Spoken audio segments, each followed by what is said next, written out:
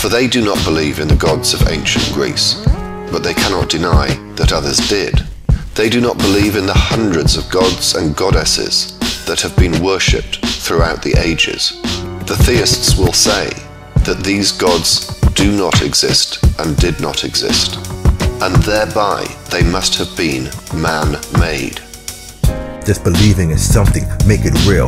A man named Phil would chop wood to build an idol that represents his God, did him kneel, and while praying to ask that the truth that's concealed be revealed. And this is why Bill be judging Phil, because his God ain't real. Bill says his God is Jesus, but that's a lie. His gods are his clothes, his gadgets, and the car he drives. True.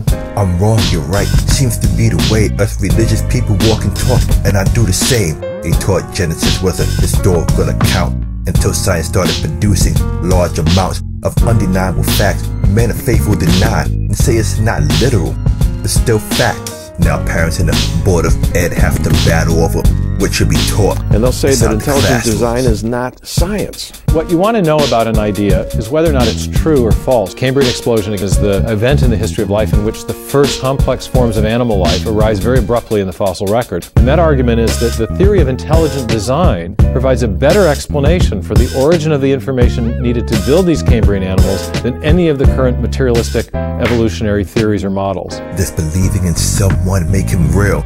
Jade is praying to her God saying, let's make a deal.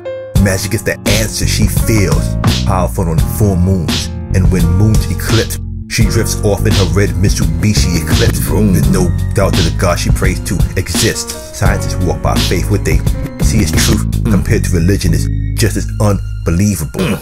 They dedicate their lives to a theory and then find out they're wrong and can't get the lost time back. What if Einstein was wrong, or the Big Bang and how it began would be most refused to understand? Is we're all slaves eating crumbs from the master's hand. Every teacher is a liar at the end of the night.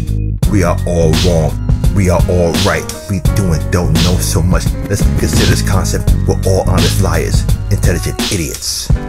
Recent finding of a gigantic quasar cluster. It actually shatters the long-held theory of the Big Bang, because of course there is no alternative to the Big Bang theory according to conventional science. If that's how you're going to invoke God, if God is the mystery of the universe, these mysteries, which we're tackling these mysteries one by one. Just refusing to believe, not make it real. Jill walks out the church because she can't deal with the lies and games and miseducation. People need something to believe in.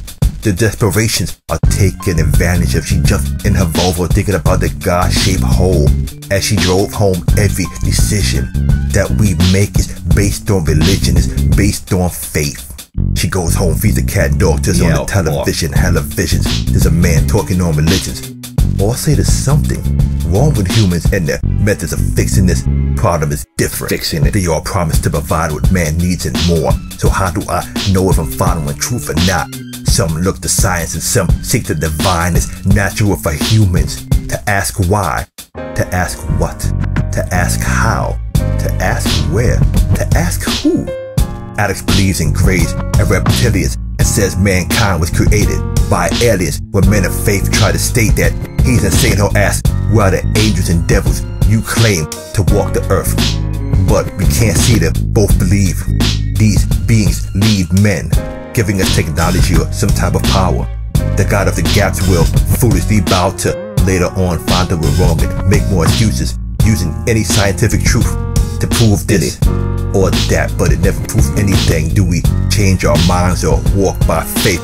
Because we're all following the truth and a lie, drinking Kool-Aid. The problem arises is if you have a religious philosophy that is not based in objective realities, that you then want to put in the science classroom. So what happened was, when science discovers things and you want to stay religious, or you want to continue to believe that the Bible is unerring, what you would do is, you would say, well, let me go back to the Bible and reinterpret it. Then you'd say things like, oh, they didn't really mean that literally, they meant that figuratively. If you're going to stay religious at the end of the conversation, God has to be more to you than just where science has yet to tread. So to the person who says, maybe dark matter is God, if the only reason why you're saying it's because it's a mystery,